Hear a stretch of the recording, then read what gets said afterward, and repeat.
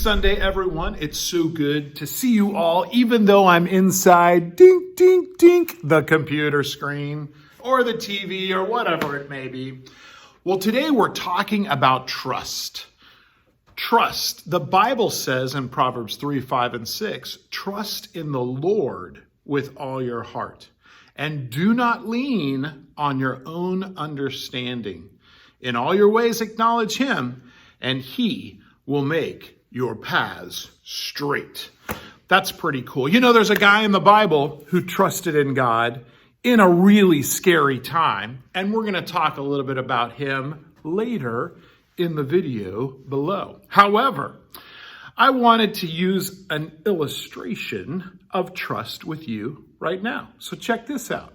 Well, we're going to talk first about the trust fall. And if you trust in someone, you believe that they have your best interest in mind. And so I need a volunteer. I have one. Zane, you're going to come up here. There we go. Now hop up there. Now, Zane, do you trust me? Yes. You do? So if I were to not catch you, what would happen? I'd fall on the ground. You'd fall on the ground. Would that hurt? Yes. So in the same way, we as people, we trust God. And we know that God has our best interests in mind. So Zane, I'm going to say fallen, but hold on. The way you'll know if Zane trusts me is if he reaches back, he's not fully trusting me, or if he bends and doesn't stay stiff as a board. All right, on your mark, get set, go. Whoa! You started to bend just a teeny bit, but you were a good job of trusting. All right, well, I have one more illustration on trust. And that involves water, which is a lead-in to our Bible story.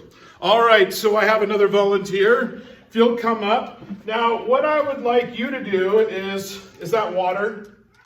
Can you come over here a little bit? Look over here on the screen. Is that water? Yes. All right, so you're going to pour that in here. Very good, very good, very good, very good. Okay, stop. Okay, now I'm going to seal this up. Now, do you trust your dad? Yes. Do you think your dad just might on occasion get you wet? Yes. Would getting you wet when you're not in your Sunday clothes be okay? Yes.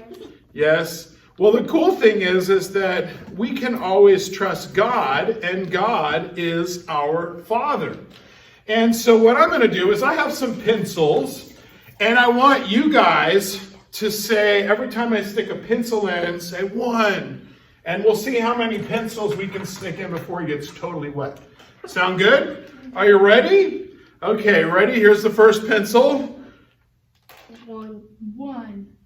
Ooh, are you feeling the wetness yet? No. No? Well, that's weird. Let's try again.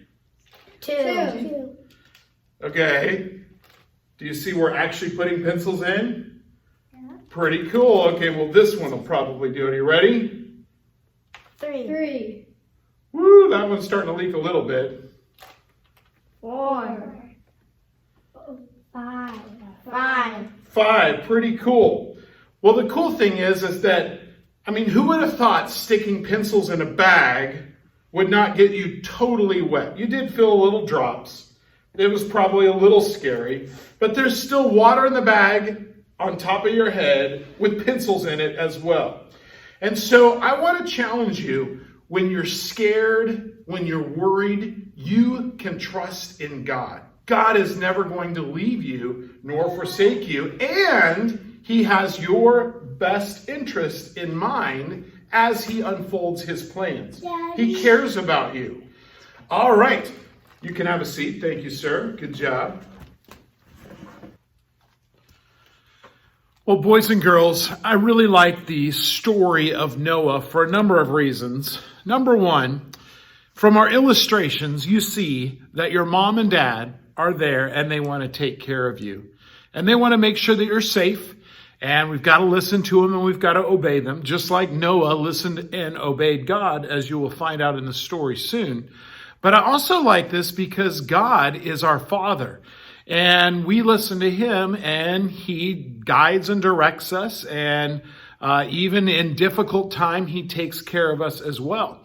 And I also like the story of Noah for two main reasons. Number one, everybody in Noah's family was gathered inside the ark and they were safe.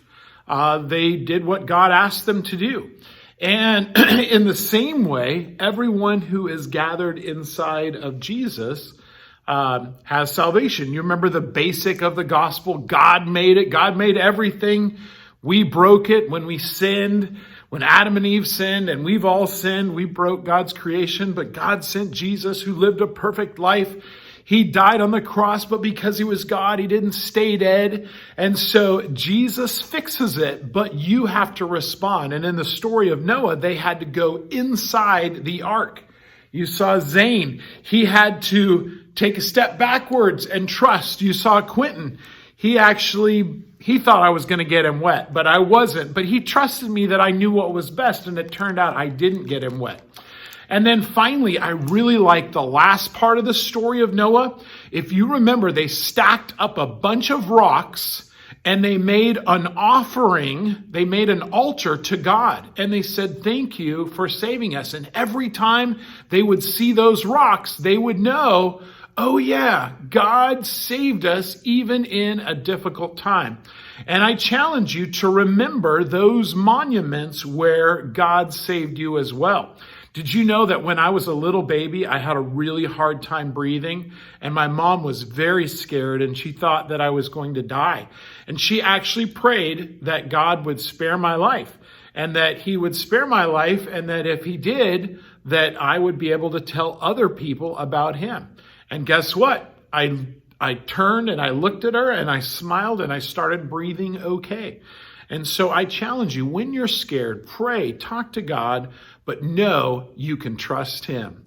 All right. Well, I know you're going to be off of school for another week or two, but trust God and choose to follow him.